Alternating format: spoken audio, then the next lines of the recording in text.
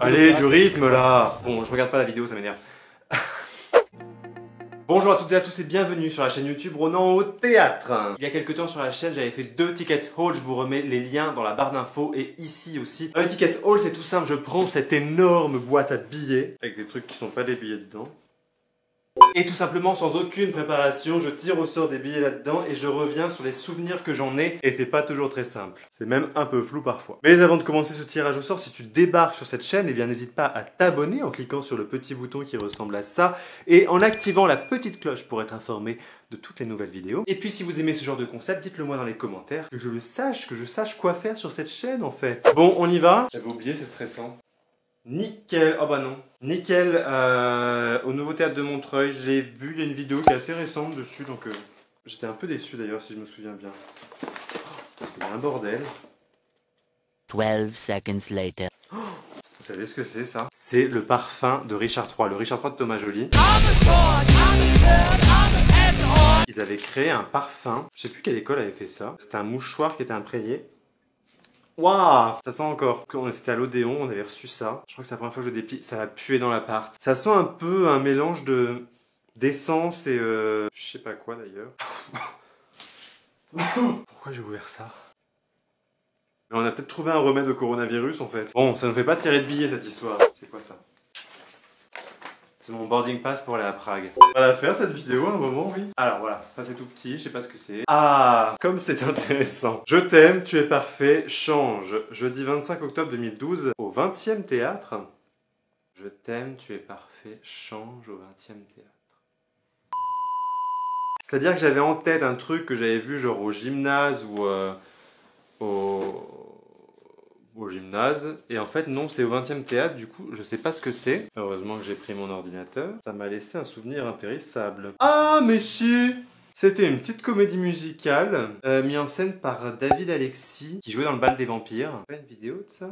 Premier rendez-vous, je suis sur le coup. Mes converses et mon diesel, les cheveux, la barbe, les dents nickel. Ouais, c'était pas mal. Je m'en souvenais pas, mais en revoyant les images, je me souviens que j'avais dû passer une bonne soirée a priori. C'est à peu près tout ce qui me reste. Allez, on recommence. Au fond, il y a quand même des choses un peu improbables. Allez, Théâtre de la Ville. Faust 1 et 2, le Berliner ensemble. Mais ça, c'est bien. Voilà. Ça, je me souviens. J'ai fait une vidéo dessus. Faust... Ronan. Ça c'est bien, quand j'ai pas de mémoire, YouTube en a pour moi. Faust 1 et 2, l'enfer de Bob Wilson. Bonjour à tous, donc aujourd'hui mardi 27 septembre et je vais au théâtre du Châtelet voir le Faust 1 et 2 de Bob Wilson. J'étais jeune. Allez, du rythme là. Et vous me suiviez à l'époque? Ouais, je me souviens, bon, je regarde pas la vidéo, ça m'énerve. Je me souviens que j'avais beaucoup aimé et surtout j'avais été hyper impressionné par les voix. Je trouvais que ça chantait mais du tonnerre. Musicalement c'était incroyable aussi. C'est qui la partition de ce spectacle? Et puis à l'époque il n'y avait même pas de description dans les vidéos quoi. C'était marqué juste le titre. Ni fait ni à faire cette chaîne YouTube. Ah oui, et aussi, mais c'est ça, c'est que c'était mon premier Bob Wilson. C'était la première fois que je découvrais le travail de lumière de Bob Wilson. Mon premier. Musique de Herbert Grönemeyer. J'aimerais le revoir. Y'a pas une captation de ça? Si quelqu'un sait où on peut trouver une captation de Faust 1 et 2, dites-le moi dans les commentaires. Et sinon, je vous remets quand même le lien de la vidéo, même si elle manque cruellement de rythme. Je m'en remets pas, c'était vraiment...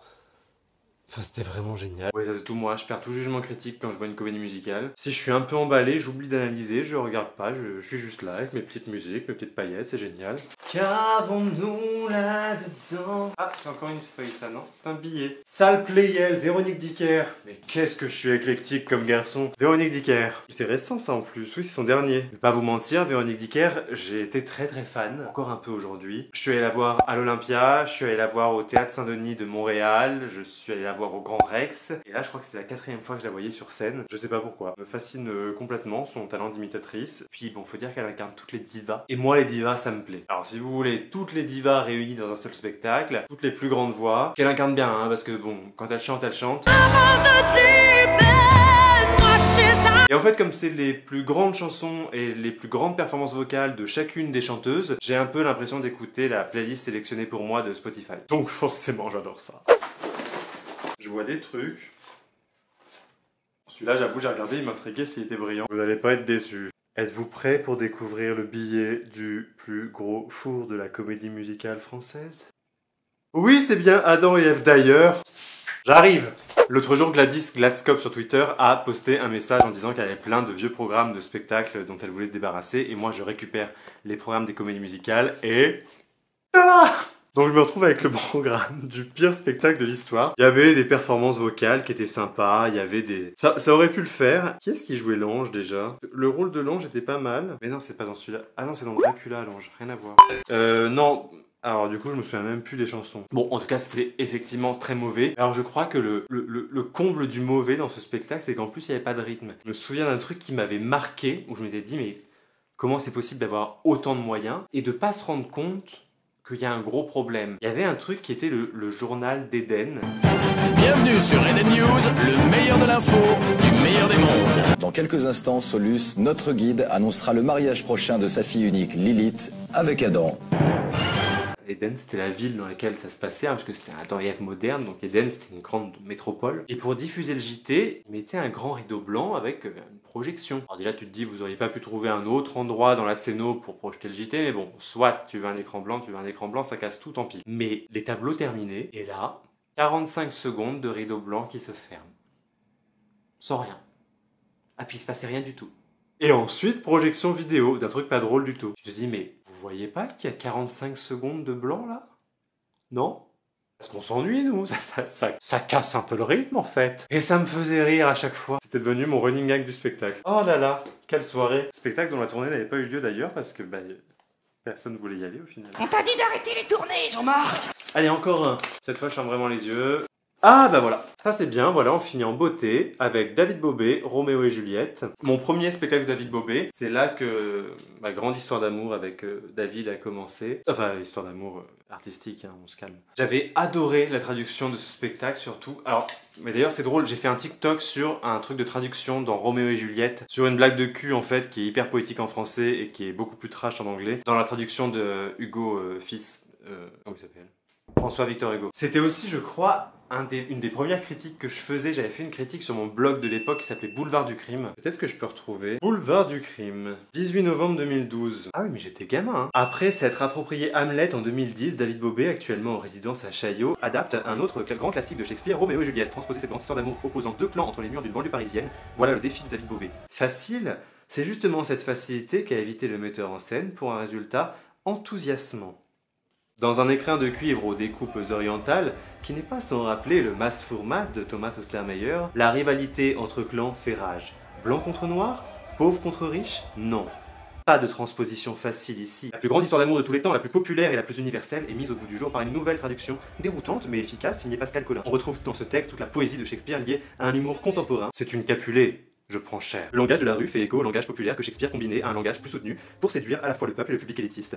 Pari gagné pour David Bobet, qui a su capter pendant plus de 2h30 l'attention d'une classe de collégiens dissipés. Ah oui, j'étais entouré d'une classe, et moi j'étais tout gamin aussi, tu vois. Et j'étais sur mon téléphone avant le spectacle, parce que je tweetais déjà à l'époque, et l'ouvreuse est venue me voir et elle m'a dit « Tu ranges ton téléphone !» Sauf que moi, je faisais pas partie de la classe, c'était avant le spectacle, j'avais droit d'avoir mon téléphone. J'avais quand même mis un petit bémol sur le fait que les artistes venant pas tous du milieu théâtral, y avait des jeux qui étaient moins bons que d'autres. Bah vous voyez, je m'en souvenais même pas de ce petit bémol sur le jeu des acteurs. Comme quoi on regarde surtout le positif, et quand c'est bon, c'est bon. Non mais je pense que là je débutais dans la critique, je voulais pas faire genre, je voulais mettre mon petit truc genre... y a un petit bémol. Bon voilà, c'est la fin de cette vidéo, je sais pas si... Il y en a plein à faire en fait, je vois plein de choses là-dedans dont j'aimerais vous parler. Même ma carte de métro d'Australie quoi. C'est la fin de cette vidéo, merci de l'avoir regardé jusqu'au bout. On va voir ce que ça donne au montage. N'oubliez pas de vous abonner, de liker, de partager cette vidéo. Et puis à très bientôt pour une nouvelle vidéo au théâtre. Ah mais ça y est, je comprends pourquoi ils sont autant en bordel. Pour les Ronan Awards, j'ai renversé la boîte par terre pour faire des conneries. D'ailleurs, je vous invite à aller voir la cérémonie des Ronan Awards 2020.